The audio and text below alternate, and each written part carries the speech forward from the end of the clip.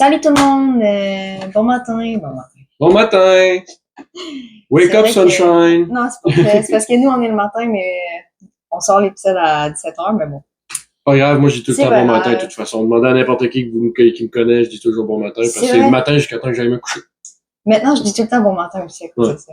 Ah, le monde n'aime pas ça, mais tant pis, c'est pas mon problème. Ouais. Bon matin! Bon matin. J'espère que vous allez bien. Donc, bienvenue dans la face cachée de l'impression 3D. Aujourd'hui, on va parler d'un sujet qu'on aime beaucoup, qui est l'environnement. Oui. On trouve que c'est vraiment important. Puis on va parler du recyclage et de l'économie circulaire dans l'impression 3D. On est à l'épisode 25. Fait qu'on est rendu à 25. Ouais, C'est quand même... déjà. Tu sais, quand on s'était donné ça comme idée, pourquoi tu déplaces la tablette? C'est bon. T'as tout fucké la patente, là. Pardon. Je voulais m'assurer que le micro marchait. Oui, le micro, il marchait. D'accord. Et moi, j'ai vérifié. Parce que ceux qui étaient là la semaine passée ont bien vu qu'on a eu un bug de micro, donc on vérifie que tout fonctionne. Faudrait trouver une meilleure façon de l'avoir pour qu'on puisse voir la lumière, mais en tout cas, à voir pour les prochaines fois, on se fera un petit print pour ça. Ouais, là, ça serait un bon test. Fait que, ça, l'impression 3D et l'économie circulaire, donc oubliez pas, tout ce qu'on passe, évidemment, c'est nos avis, c'est nos connaissances à nous, on a fait des recherches un peu, mais ça veut pas dire qu'on a trouvé la vérité absolue. Donc, s'il y a des commentaires, des choses sur ce qu'on dit que vous voulez corriger, n'hésitez pas à nous les mettre en description, ça va faire, pas en description, c'est nous autres qui faisons la description. En commentaire, ça va nous faire absolument plaisir de vous lire et de corriger si on s'est vraiment trompé à quelque part. Effectivement. Donc, pourquoi on aime beaucoup parler de l'impression 3D avec l'économie circulaire et le recyclage? Parce que il y a deux façons de voir l'impression 3D, selon moi. Il y en a qui voient ça comme une grosse perte de plastique, de matériel, du gaspillage, puis de la pollution. Moi, j'aime voir l'effet contraire, de dire qu'on peut faire beaucoup de choses qui vont nous économiser du matériel, qu'on peut évidemment réparer des choses. Donc, oui, si on peut réparer, on évite de faire des productions à large volume. On est capable de faire des affaires un peu plus concrètes, puis réduire les pertes. Ben oui, parce que justement, des fois, il y a des choses que c'est juste comme une petite pièce qui est brisée, mais qu'à cause de cette petite pièce-là, le truc marche pas au complet, fait qu'on est obligé de le changer alors qu'il tu remplaces la machine au complet pour une petite pièce en plastique. Fait que, à ce niveau-là, c'est sûr que c'est... J'ai pas le terme. Ouais. Plus adéquat. Ouais. Fait que c'est sûr que ce qu'il faut qu'on regarde, c'est beaucoup, c'est souvent le monde, il donne comme argument, c'est évidemment les supports, les échecs, ces éléments-là qui finissent majoritairement du temps, malheureusement, au vidange. Parce que moi, je suis d'accord de dire qu'on peut les recycler, puis je veux trouver une façon pour qu'on puisse les recycler plus facilement et plus concrètement. Fait que l'objectif, évidemment, c'est de réduire, réutiliser, recycler, les 3 R du recyclage. Ouais. Fait que, c'est ça. Fait que pourquoi recycler? Ben, on l'a dit, les supports, les surplus, les ratés, c'est tout, ça tombe tout dans la catégorie de déchets pour la majorité des gens qui prennent puis qu'ils vont mettre au vidange, ou s'ils ont un petit peu de conscience, vont le mettre au recyclage. Mais on sait tout, le recyclage, ben, malheureusement, le 3/4 du temps, quand ils finissent leur journée, s'il reste des affaires, ben, ils le mettent au vidange. Fait qu'il faudrait inciter d'enfouissement parce que plus de déchets, plus de recyclage, c'est ce qu'on est capable de gérer et de réutiliser, à cause de la quantité qu'on est. Fait que la meilleure chose à faire, c'est quoi? Ben, c'est de le faire à l'interne. De le faire nous-mêmes, de recycler nos propres parties, de recycler nos affaires, ou de le donner à quelqu'un qu'on sait qui va le recycler, comme nous autres, on veut faire avec le zone 3D. On veut ouvrir un poste où ce que le monde, un peu comme au village des valeurs, on va rapporter des affaires pour avoir un pourcentage de rabais sur une prochaine commande. Vous allez pouvoir rapporter vos déchets. Ouais, c'est ça. Les échecs, ces affaires-là. Puis nous, on va pouvoir, évidemment, la grosse question, c'est toujours des trier. On va en parler un peu plus tard. Mais il faut les trier par matériaux. Plastique, Puis nous autres, après ça, on va pouvoir les recycler, les réutiliser. On va faire soit du filament, on va faire des produits avec qui vont pouvoir être utilisés. Fait que ça va permettre de faire des économies sur des achats pour les clients qui ramènent ça, ce qui est génial. Puis ça réduit beaucoup l'impact environnemental parce que c'est des matières au final, ils n'ont pas de défaut. Tu sais, je veux dire, mettons que tu imprimes avec du PLA, ton print Tichy, tu t'avances avec un gros morceau de plastique que tu peux pas vraiment réutiliser. Mais c'est du gros gaspillage. Oui. Mais on sait, c'est du PLA. Il a pas été souillé. Il a pas été mis dans la merde. Il est propre. Il est utilisable. On sait exactement c'est quoi la matière. Fait que ça peut être facilement recyclé. Il faut juste faire attention à ce qu'on fait. Ouais. Fait que pour la maison, pour ceux qui les makers, un peu les passionnés comme vous et moi, moi évidemment, moi j'ai une entreprise, mais ça reste qu'à l'origine parce que j'aime ça puis que je suis un passionné d'impression 3D. Évidemment, il faut trier par type de plastique. Comme que je disais rapidement tantôt, de voir le PETG, le PLA, le chauffe ou le marde, tout ça, aller voir parce qu'on va briser l'imprimante. Évidemment, on parle d'imprimante 2D ici. Fait que trier par type de plastique. Fait que si on a du PLA, du PETG, de l'ABS, parce qu'ils vont pas réagir pareil, ils sont pas faits pour être mélangés ensemble, ils n'ont pas les mêmes types de température. Fait qu'on va essayer de séparer ça pour vraiment les isoler puis donner chacun leur petit bac. On a le gros fouteur de trouble.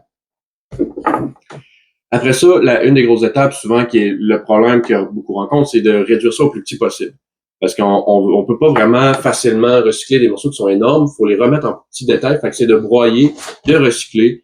Pas de recycler, excusez, mais de broyage, de réduire en plus petit pour qu'on puisse après ça faire dans des moules, qu'on puisse les faire fondre, faire du filament, peu importe ce qu'on veut faire avec. Faudrait trouver une extrudeur de bureau. Après ça, avec les petits morceaux, si on veut faire du filament, c'est un extrudeur de bureau. Pour ça, il faut une machine qui fait ça. Un extrudeur de bureau, c'est quelque chose qui va prendre les retails, qui va les faire refondre en filament. Un peu comme le monde font avec des bouteilles. Sauf que ça fait déjà comme des banderoles qui peuvent juste prendre et tirer dessus. Mais nous, vu qu'on recycle quelque chose qui peut pas être mis en banderole, il faut le passer en petite pellicule, un petit morceau le plus petit possible, pour après ça avoir une tige filetée qui va pousser ça dans une extrudeur chauffée. Puis là, le filament va sortir. C'est bon. C'est ça. Fait que c'est ça, c'est une des façons, puis c'est un objectif que nous, on veut faire, c'est avoir notre propre marque de filament recyclé. Ça va être cool. Imagine la première gamme de... Ah, j'ai hâte. Ça va être... Ben, c'est pas la première, parce que je sais qu'en Europe, il y a une compagnie qui font ça. Ouais, mais au Canada, je n'ai jamais entendu parler. Ouais. Fait que moi, c'est vraiment de quoi que je veux faire, parce que pour vrai, c'est fou, même juste nous autres, on a un paquet de bacs qui servent juste de récupérer ces retails-là, puis qu'on attend juste d'avoir les solutions, on fait des recherches pour trouver des solutions pour les recycler, puis parce que tout tombe dans des prix exorbitants, puis on sait que monsieur, madame, tout le monde ne peut pas se permettre ça. Fait qu'on cherche des solutions pour réussir à avoir des trucs abordables, mais fonctionnels, que le monde va pouvoir utiliser. Fait que, après ça, ben, évidemment, il faut nettoyer avant de recycler. Il faut essayer d'éviter de mettre des morceaux qui ont eu de la colle dessus, parce que la colle va créer des vapeurs, va pas faire bien dans le mélange de plastique. Ça, malheureusement, c'est un peu de job de bras d'essayer de séparer la partie qui a été collée. Malheureusement, pour l'instant, on n'a pas de solution pour les recycler. À moins d'avoir quelqu'un ait une solution pour désagréger la colle sans défaire le plastique. Moi, j'en connais pas. Fait que pour l'instant, nous autres, on s'est dit, on va commencer par réussir à faire un cycle de recyclage complet. Ouais. Parce que moi, ça fait plus de 5 ans que je fais de l'impression 3D, puis j'ai encore mes prints de quand j'ai commencé. Des fois, je fais des transferts dans des bacs, puis je vois des vieux prints, des vieux échecs, puis je suis comme, oh my god, j'ai fait ça, genre. C'est un peu un petit voyage dans le temps. Ouais, non, c'est ça, j'allais dire, un peu comme, après d'être un album photo aussi. C'est un album d'échecs. Ah non, c'est ça. Oh god. Puis évidemment, quand on parle de recyclage, on parle de fonte de plastique, on parle de vapeur. Donc, si vous faites ça chez vous, bien ventilé, évitez les mélanges de plastique, de produits chimiques, restez le plus possible. Pour la majorité d'entre vous, souvent c'est du PLA qu'on parle. Donc, essayez de rester dans vos PLA, essayez de ventiler, pas mettre de produits chimiques à travers de ça, vraiment de rester au plus limite. Pour ça, je dis évitez les mélanges, la colle en fait partie. Si vous avez des peintures dessus, essayez de les nettoyer, de les enlever, tous ces éléments-là. Après ça, ben c'est sûr qu'on peut rentrer au niveau des entreprises. C'est comme nous, on est une petite moyenne entreprise. Il y a des grosses entreprises qui font du filament. Qu'est-ce que serait qui font du filament, je veux dire, oui, ils font du filament, mais qui pourraient potentiellement faire du recyclage. Ouais, c'est sûr. Puis des grandes entreprises de print farm aussi, il faudrait qu'ils regardent ça. Ouais. Parce que les print farm, ils doivent en prendre beaucoup des déchets, des supports, des trucs comme ça. Ben, je pense qu'il y a, c'est sûr qu'il y en a, mais c'est juste qu'on les connaît pas, j'imagine. Oui, peut-être, mais souvent, ça va être plus en arrière-plan, puis ils font ça dans leur propre chose. Ouais, c'est ils vont pas nécessairement l'ouvrir au public. Ouais, non, effectivement, ouais. Moi, je veux vraiment amener ça au public pour que le monde puisse le faire chez eux, s'ils veulent recycler leurs propres affaires, sans que ça coûte 150 000 $ de machinerie. Ouais. Parce que le monde de personne va faire ça, sans que ce soit énorme non plus, parce que vraiment, ça va être comme un gros broyeur chez vous, ça t'intéresse pas, ça prend de la place, ça fait du bruit, ça prend beaucoup de courant, toutes ces choses-là. On veut vraiment de quoi le plus abordable, le plus usable possible, avec le moins de connaissances possible, évidemment, parce qu'on veut quelque chose, comme on aime dire, plug and play. Fait que, évidemment, les entreprises, ils ont accès aux broyeurs industriels. Fait que là, déjà, ça règle un gros problème. S'ils ont vraiment du volume, ils en font beaucoup, ils peuvent acheter des gros broyeurs. Ça va défaire en petites pellicules. Là, je veux dire, la quantité qu'ils produisent, ça serait... Ben, il y en a beaucoup qui vont juste les mettre dans les vidanges comme des pertes. Tu regardes les entreprises qui reçoivent des boîtes. Si tu as travaillé au Dollarama, tu dois le savoir. J'ai travaillé au cinéma, c'est l'enfer. Les quantités de boîtes qu'on prend, qu'on fait juste aller mettre dans des compacteurs, puis qu'on fait juste sacrer au vidange. La quantité de choses qu'on jette. C'est une boîte emballée dans une boîte emballée dans une boîte emballée, c'est comme, c'est trop. trop. Oui, ou sinon les boîtes, comme tu disais avec les boîtes, sinon tout est emballé individuellement Oui. dans des petites plastiques. Les sacs de chocolat qu'on a vus au Costco hier, Ouais. c'est tous des petits chocolats individuels, mais le sac est méga gros de même, il fait moins de palette à la place. Moi, des fois, j'avais comme des boîtes de livres, puis il y avait comme, ils étaient comme tous séparés par des plastiques individuellement. Ah, ça, gros gaspillage, là. Je veux dire, les livres, ils se promèneront pas, là. Je comprends, là, que ça protège légèrement, mais c'est tellement du plastique d'utiliser pour pas grand chose au final. Si les entreprises veulent pas nécessairement aller vers un broyeur industriel, ce qu'ils peuvent faire aussi, c'est faire un partenariat avec des recycleurs locaux. Fait que justement, du monde qui, soit, ça, c'est des passionnés qui ont chez eux, qui font du recyclage, qui pourraient leur donner la place, ou que ce soit vraiment des entreprises qui recyclent puis qui vont actuellement procéder la chose au complet. Puis sinon, quelque chose que j'avais vu qui était intéressant, il y a une entreprise qui faisait une consigne de bobines. C'est-à-dire que quand t'achetais ton filament, t'avais une bobine qui n'avait. Mais quand tu t'en rachetais, tu pouvais venir faire un échange avec la bobine pour avoir un rabais. Un peu comme les bouteilles pis ces choses-là. Fait que mettons que la bobine coûtait 5$, ben, tu peux acheter un avec bobine tout court, ou tu peux dire, ben, je ramène ma bobine pour avoir un rabais de 5$ sur le prochain spool. Ça, c'est cool. Ça, j'aimais vraiment le principe. Ça évite les spools en carton. Qui, mine de rien, font quand même du waste. Même si c'est minimal. Puis il y a beaucoup de machines qui ont des problèmes avec, dans le sens, les AMS, les trucs comme ça, multicouleurs, qui se ramassent que finalement, si tu peux pas le mettre dedans, fait que t'es obligé d'imprimer un rebord ou de faire des trucs, ou de le transférer sur ou des trucs comme ça. C'est ça. À la place de ça, tu peux arriver puis juste dire, ben, on fait un échange, ça m'économise du matériel, un peu comme Bamboo, les autres, tu peux acheter juste des refills. Les autres faisaient vraiment un échange. Fait qu'ils prenaient les spools, ils vérifiaient qu'ils étaient propres, corrects, puis ils spoolaient du nouveau filament dessus, puis ils vendaient au prochain. Je sais qu'ils font ça chez Lush aussi. Ouais, ok. Ça, je savais pas. Des pots, mettons, de crème, je sais pas quoi, puis je sais plus combien de pots, je me rappelle pas, mais je sais qu'à partir d'un certain nombre, mettons 5, ben, je pense que t'as un rabais ou de combien. Ben, moi, je trouve ça bien, parce que ça incite le monde, parce que le monde, on s'entend, il vire à l'argent. Ouais. Fait que c'est plate, mais c'est ça. Oui. Tu incites le monde par un truc qui fait mal, c'est-à-dire le cash. C'est-à-dire, tu sais, quelqu'un dit, hey, si je ramène un spool, j'ai un rabais de 5$, il va pas dire non. Il va faire attention, il va le garder, puis il va le ramener après. Je pense que ça pourrait encourager, genre, les gens à davantage recycler, sûr que pour eux, que l'environnement, c'est pas assez une grande motivation, exemple. Si on parle d'argent, mais c'est sûr que ça va. Ça touche tout le monde. Tout le monde va rendre là-dessus. Ouais, c'est ça. Sinon, moi, ce que j'observerais personnellement aussi, c'est les boîtes dans lesquelles ils sont vendus. T'as une boîte, puis en dedans, t'as un sac sous vide. Le sac sous vide, tu peux comprendre que c'est dur de passer à côté parce que sinon, tu peux avoir plein de faire dans le transport et tout le kit. Mais tant qu'à moi, les compagnies qui achètent des grosses quantités de spools pour les revendre, mettons, les revendeurs pis ces affaires-là, moi, je serais vraiment pas contre d'acheter un spool qui a pas une boîte dans le carton, là. Mais moi, le tag sur le sac, merci, bonsoir. Là, non, mais c'est ça. Moi, ce serait, j'arriverais, en plus, non seulement, parce que de toute façon, ceux qui ont magasiné du spool en personne, on l'a tout fait. Tu rouvres la boîte pour voir la couleur. T'as besoin de voir la couleur du filament, parce que t'as beau être écrit rouge magenta, si tu l'as pas regardé, tu sais pas c'est quoi son rouge magenta, puis c'est peut-être pas la même couleur que tu voulais. Non, c'est ça, effectivement. Fait que non seulement tu vois direct la couleur du filament, t'as pas besoin d'une boîte en carton qui, au final, change pas tant grand-chose tant qu'à moi. Il y en a qui, en commentaire, qui diront sûrement, c'est pour protéger le rouleau, c'est pour protéger. On s'entend, si je prends une méga boîte, je mets un paquet de spools dans des sacs dedans, je ship ça à la compagnie qui va les revendre. Toi, après ça, tu prends tes spools puis c'est fini là. Ouais.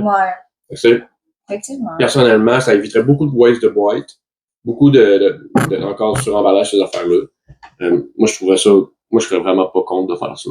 Ouais. On a parlé un peu les filaments recyclés, ils peuvent faire ça aussi. Puis après ça, les communications sur leur démarche écologique. C'est-à-dire, qu'est-ce qu'on fait pour faire attention à tous ces éléments-là. Je trouve que c'est quelque chose qui est important puis qui devrait être fait depuis longtemps. C'est-à-dire, c'est quoi nos empreintes carbone qu'on a? C'est quoi les affaires qu'on fait? Parce qu'il y a des entreprises qu'on ne sait pas, on achète leurs produits puis en réalité, en arrière-plan, ils produisent tellement polluants. Pas dans l'espace, mais dans l'air. C'est vrai que, genre, on dirait que c'est comme pas, l'information est pas vraiment accessible ou difficilement accessible. Non, parce que t'es pas obligé. Donc, c'est dur, à un moment donné, en tant que citoyen, de faire des choix. Oui, mais parce que c'est tout le temps des questions de documentation puis de loi puis de formulaire que eux autres, ils font ils déclarent. Parce que les grosses entreprises, ils ont besoin de déclarer qu'ils ont tout calculé tout ça. Mais c'est dans un gros formulaire que personne vont lire ou que je sais même pas s'il est accessible. Et après ça, c'est le gouvernement, il regarde ça puis il dit, toi, t'as trop pollué, tu dois te faire un plan d'ici 5 ans pour réduire ça à au moins le maximum permis. C'est parce que c'est pas dans 5 ans qu'il faut le faire, c'est moins 1 an, là, qu'il faut le faire, là. T'es en retard d'1 an sur la loi, tu devrais être en dessous de ça, tu sais. Ouais. Mais il autorise ça, puis après ça, il y a 5 ans, puis après il dit, mais là, on a fait tel effort, on est en train de rechercher comment le faire. Ah, ben, OK, on me donne un autre 5 ans. Il fait juste repousser, là. Ouais, je Pendant ce temps-là, sais. chaque année, tu mets des polluants dans l'air, ça. Ça, ou sinon, tu sais, des fois, ils parlent souvent, ils font comme une espèce de registre des entreprises qui sont les plus polluantes, puis là, supposément qu'ils leur donnent des amendes, je sais pas quoi, mais Ouais. je sais que... Mais quand tu fais des millions, tu sais, c'est ça, c'est l'autre problème. Encore une fois, c'est l'argent. Ouais. Le monde, ils ont des millions, des milliards. On s'entend-tu que s'ils font pas un effort, puis qu'ils gagnent, mettons, 150 000, puis que l'amende est de 100 000, ils font 50 000. Fait qu'ils vont même pas faire semblant de faire de quoi. Ils vont juste payer l'amende, puis ils vont continuer de même. Ils sont encore lisses parce qu'ils font déjà plein d'argent. Fait que, eux autres, c'est budgété dans leurs choses. Ils prévoient leurs revenus en conséquence, puis ils disent, ben, si on fait pas attention, on est capable de faire, mettons, 150 000 de plus. Puis leur amende, mettons, c'est 25 000, mais ils font de l'argent de plus anyway. S'ils mettent les efforts, ça leur coûte de l'argent. Puis après ça, ben, ça réduit leur efficacité, puis leur points, puis leurs choses. Le problème, c'est que si, pour réduire, probablement que ça va, tu sais, ça va comme leur coûter. Ça va leur faire des pertes au niveau de l'argent, donc... Non seulement dans l'investissement, mais après ça, c'est que ça souvent, tous ces éléments-là coûtent du temps, coûtent de la main-d'œuvre pour faire attention. Et ça, trouver des techniques pour... Mais tu peux moins produire en une journée, donc, toutes ces choses-là. Mais pour ça, le monde, il s'en fout, tu payes. La quantité qu'on jette, puis d'affaires qui sont même pas utilisées au final, je comprends juste pas. J'ai juste regardé, hier au Costco, on était au Costco, puis j'ai acheté mes soupes Plimpton. Qu'est-ce qu'il fait? Je sais pas, le chat, il est un peu fou. Mais ça, j'ai acheté mes soupes. C'était une méga grosse boîte, il y en avait comme une trentaine dedans, puis tout le kit. Ouvre la boîte, c'est 6 petites boîtes dedans. Non, mais c'est vrai! Pourquoi c'est pas juste des sacs individuels? Salut, garçon! C'est pourquoi t'es à place... Mais je sais pourquoi, au niveau logistique, c'est parce qu'ils emballent tout dans ces boîtes-là. La possibilité, on va faire un deal, mets 6 boîtes dans une boîte, puis après ça, merci. Ils n'ont pas besoin de remanipuler puis tout, puis leur machine qui fait tout automatiquement, elle l'a fait tout seul. Non, mais c'est un problème. Les sacs dans la boîte, je sais pas nécessairement de mettre le truc là. Non seulement tu voulais pas le dire, mais tu le répétais en disant fallait pas. Un sac, exemple, puis t'aurais une boîte, puis t'aurais tout le contenu, genre, dans un sac, genre. Pourquoi, genre, c'est obligé d'être, genre, des petits sachets individuels, genre, on s'en fout, t'as juste à mettre la quantité que tu veux, puis... En tout cas. Ouais, Des fois, il y a des affaires, je suis comme, je comprends pas. C'est ça. Ouais. Bon. Prochain sujet qu'on a, c'est les matériaux. On peut parler directement des matériaux comme, mettons, du PLA biosourcé compostable. Dans du PLA, tu sais, le PLA, déjà de base, c'est fait avec la... Mon Dieu Seigneur, j'ai manqué ma phrase là, toi. Le PLA, à la base, c'est fait de fécule de maïs. Ouais. C'est d'essayer de trouver des filaments, des plastiques qui vont être encore plus écologiques, qui vont être biocompostables. À base de chanvre, là. Je sais pas. Mais j'ai vu des trucs, il y avait des recherches qui étaient faites là-dessus, mais le problème, c'est que ça coûte beaucoup plus cher que le plastique, genre. Ouais, mais à la base, c'est toujours ça. C'est toujours ça. Après ça, c'est une fois que tu as quelque chose qui fonctionne, mettons qu'on réussit à faire un filament 100% biologique. Ouais. Ben après ça, c'est de trouver une façon de réduire les coûts. Probablement que ça a été fait. Je sais pas. Je pense pas encore. Mais c'est sûr aussi, c'est la durabilité. C'est l'autre problème. Tu sais, j'ai vu des posts il y a pas longtemps sur Reddit que il y a du monde qui avait des prints d'il y a peut-être 6-7 ans, puis qui faisait juste y toucher puis ils tombaient en morceaux. Ouais. À cause de l'effet du temps puis du PLA. C'est dans quelles conditions qu'ils ont été, est-ce qu'ils ont été dehors tout le temps puis tout le je sais pas, mais c'est quand même ça qui est arrivé. Puis il y a une certaine durabilité qui est pas nécessairement là. C'est ça à compter, ça. En même temps. Ouais. C'est touché quand même comme question. Ouais. Ça, c'est éventuellement, j'aimerais ça aussi commencer à regarder pour justement aider au développement de ces ressources-là, engager du monde qui vont travailler là-dessus pour être capable de vraiment trouver des belles solutions aux solutions un peu plus traditionnelles actuelles. Sinon, au niveau encore des matériaux, filaments à base de déchets, fait que c'est des filets de pêche, des plastiques industriels, peut-être prendre ces plastiques-là puis de refaire du filament, que ce soit, mettons, des pots de pilules, des sacs en plastique, tout dépendant c'est quoi le matériau. Et que c'est qu'on réussisse à prendre ces affaires-là que le monde jette de tous les jours et de les retransformer en matériel utilisable. Un des défis, par contre, de cette affaire-là, c'est comme, mettons, si tu prends du PET, le numéro 1 qui est du PETE, il y a différents types de PET. Fait que, tu peux en avoir des flexibles, mettons, des sacs, des petits transparents pour les tops de bouffe ou des trucs comme ça. Fait que, là, après ça, il y en a plusieurs qui ont différentes propriétés différentes. Puis là, c'est réussir à avoir quelque chose d'un peu plus stable. Fait que là, ça serait vraiment faire des tests supplémentaires pour réussir à vraiment les séparer par catégorie. Est-ce qu'il y a des experts en plastique? Si vous avez des experts en plastique, ou que vous travaillez dans une industrie qui fait du recyclage de plastique, ça serait intéressant. C'est quelque chose c'est quelqu'un qu'on veut parler, c'est certain. On veut certainement parler avec vous. Ouais. Puis sinon, c'est les tests sur la solidité puis la compatibilité avec l'impression 3D. C'est que c'est pas parce que nécessairement qu'on est capable de refaire un fil avec, qu'on est capable de le passer dans une printeuse. Non, c'est ça, puis comment ça va réagir, etc. C'est ça, est-ce que ça dégage des vapeurs, des trucs comme ça, tu sais, on sait, nous autres, avec l'ABS, c'est déjà quelque chose d'un peu plus touché. Ouais. Fait que, mais de base, l'impression 3D égale ventilation, puis ça, le monde ne l'a pas encore rentré dans leur tête. Aération, ventilation, circulation, filtration, tout ça. Parce que tu regardes les vidéos, puis le monde sont comme, ils ont ça sur leur coin de leur bureau, puis tout le kit, mais c'est pas supposé. Ouais. Même façon qu'avec les résines water washable, nettoyables à l'eau, t'as des photos mettons sur Amazon ou whatever, que le monde a la personne dans le robinet direct puis ils rincent comme ça pour démontrer que c'est lavable à l'eau. Mais le monde, ils voient ça, ils le font. Mais t'es pas supposé mettre ces produits chimiques-là dans l'eau. Normalement, faut que tu les porter au centre. À l'éco-centre où tu les cures complètement. Ah! Oh non, faites pas ça, les amis. Ne mettez jamais de la résine dans le robinet ou quoi que ce soit. Les déchets doivent être traités à part. Sinon, conseil pratique. On va passer au conseil pratique. Là, le chat, il m'énerve. Il est là avec sa queue, puis il me frappe avec. Conseil pratique, recycler un seul type de plastique à la fois. C'est si t'es en train de recycler du PLA, tu vas probablement avoir besoin de machines qui vont servir juste au PLA parce que tu veux pas, justement, avec les vis, les extrudeurs à vis, si tu mets du PLA, puis après ça, tu mets du PETG, s'il y a des morceaux de PLA, tu vas te ramasser avec du PETG qui n'adhère pas au PLA. Fait que ça va chier ensemble. Fait que l'idéal, c'est vraiment de faire un seul type à la fois et de nettoyer complètement votre machine après pour enlever tous les matériels résiduels qui pourraient rester. C'est une tâche chiante, fait que c'est l'autre option qui est un peu plus pratique, c'est d'avoir une machine pour partir de filament de plastique, mais c'est pas toujours possible, surtout quand on parlait des prix tantôt. Ouais, non, mais là, c'est sûr, puis l'espace aussi, là, je veux dire, si comme nous, on vit en appart, on peut pas avoir 450 machines. Ben non, c'est ça. Fait que, après ça, on a noté les réglages pour les filaments recyclés. Fait que c'est quand vous les extrudez, vous faites des tests ou des affaires, notez les températures, faites vos tests avant. Puis ça, de toute façon, avant n'importe quel matériel, faites vos tests avant d'imprimer avec.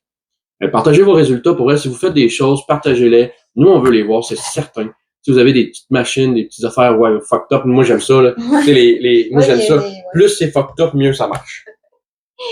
Plus c'est bâtard, mieux ça marche. C'est toujours ça. Ouais, c'est parce que les gens ils font avec sont investis. Oui. Ils veulent que ça fonctionne, puis tu sais, c'est... En tout cas, si vous faites des choses, nous autres, on veut les voir, c'est certain. On a notre page Facebook, Zone 3D, sinon envoyez-nous-les en privé ou en commentaire, décrivez-nous, on veut voir ça, c'est certain. Puis si c'est vraiment intéressant, on va le partager, puis on va commenter votre travail, là. C'est-à-dire, hey, telle personne dans la communauté a fait ça, c'est vraiment incroyable. Moi, je suis bien willing. C'est clair qu'il y a des autres, je sais qu'il y a des affaires qui se testent et tout, j'ai pas vu. J'ai vu du monde qui faisait des imprimantes sous l'eau, des affaires de même. Une imprimante, il y a quelqu'un qui a pris une Ender 3 qui a remplacé les lacs des aides avec des méga gros bâtons puis ça faisait wonky de même, mais il l'a fait puis ça marchait, tu sais. Moi, j'aime ça voir ces affaires-là que le monde font. Tu sais que c'est pas nécessairement une industrie qui a des millions de budget puis qui eux autres font ça parce que why not? Ils sont passionnés. Why the fuck not? Mais pareil, toute la recherche qui est tout en arrière de ces tests-là et tout, là, c'est fou. Ah oui. Puis, évidemment, quand on parle de filament recyclé, c'est de vérifier le diamètre puis la qualité du filament. Parce que c'est beau de recycler, mais il faut que ça fonctionne. Faut pas qu'il y ait de déchets dedans, faut pas qu'il y ait de défauts, puis il faut que une imprimante 3D, si ton diamètre est pas assez précis, ça va juste pas marcher.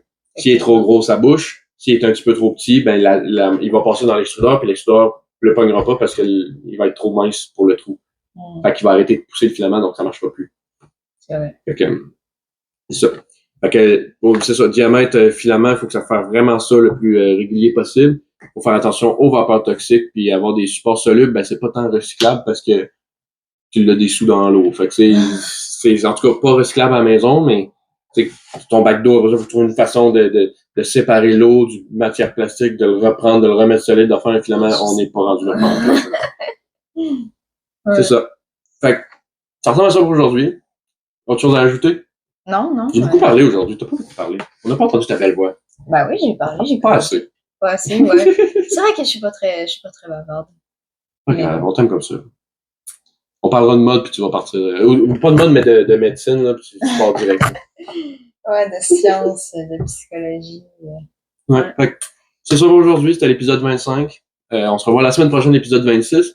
Oubliez pas, bénéfice, c'est moins de déchets, économie au niveau d'argent, des gestes plus écolos, c'est meilleur pour notre environnement, on respire de l'air meilleur, bien plus le fun.